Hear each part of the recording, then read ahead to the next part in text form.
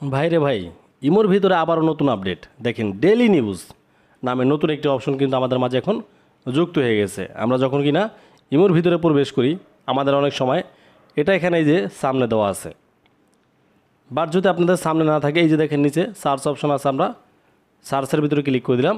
তারপর আমাদের এখানে এই যে ডেইলি নিউজ নামে একটি অপশন চলে আসছে। এই ডেইলি নিউজ দিয়ে কি করবেন, এটা দিয়ে কি কাজ হবে, সেটাই দেখাবো আজকের এই ভিডিওতে। চলুন আমরা এখন ডেইলি নিউজ এটার উপরে ক্লিক করে দিই। দেখেন আমি ডেইলি নিউজের উপরে ক্লিক করে দিলাম। এখানে আমরা দেখতেছি যে আমাদের কিছু আরবিতে লেখা। আসলে এটা কি? হ্যাঁ ভাই, এটা কি সেটা আপনাদেরকে এখনই দেখাবো। দেখেন এখানে কিন্তু ক্যাটাগরি দেওয়া আছে। এ হচ্ছে ক্যাটাগরি। আমরা ক্যাটাগরির উপরে ক্লিক করে দেব। ক্যাটাগরিতে ক্লিক করে দেওয়ার পর দেখেন এখানে আমাদের আছে কি, politics, business, technology, entertainment, sports, world. বিশ্বের সমস্ত খবর আপনারা এখান থেকে জানতে পারবেন। এখন থেকে আর আপনাদের পত্রিকা পড়তে হবে না বা ইউটিউব ঘাঁটতে হবে না।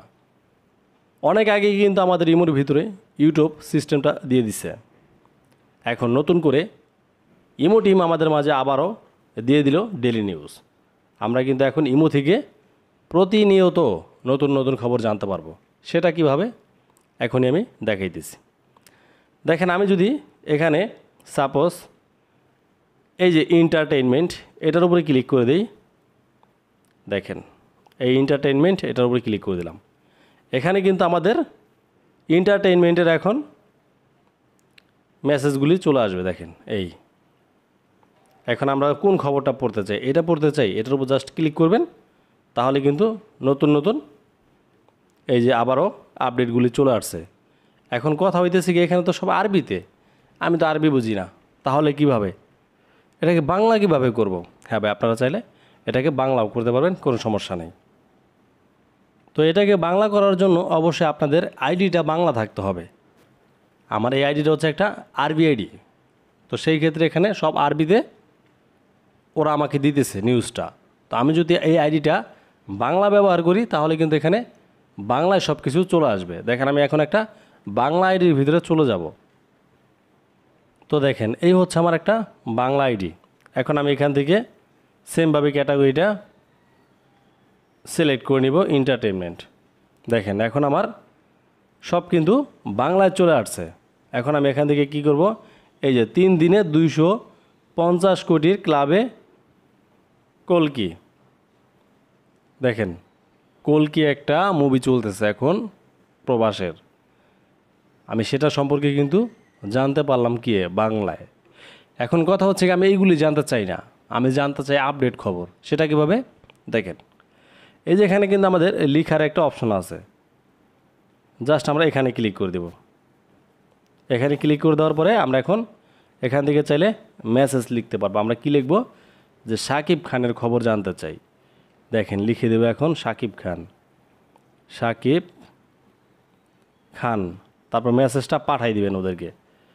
সাথে সাথে দেখেন এখানে এই যে ওরা আমাকে পাঠাই দিবে এখনই।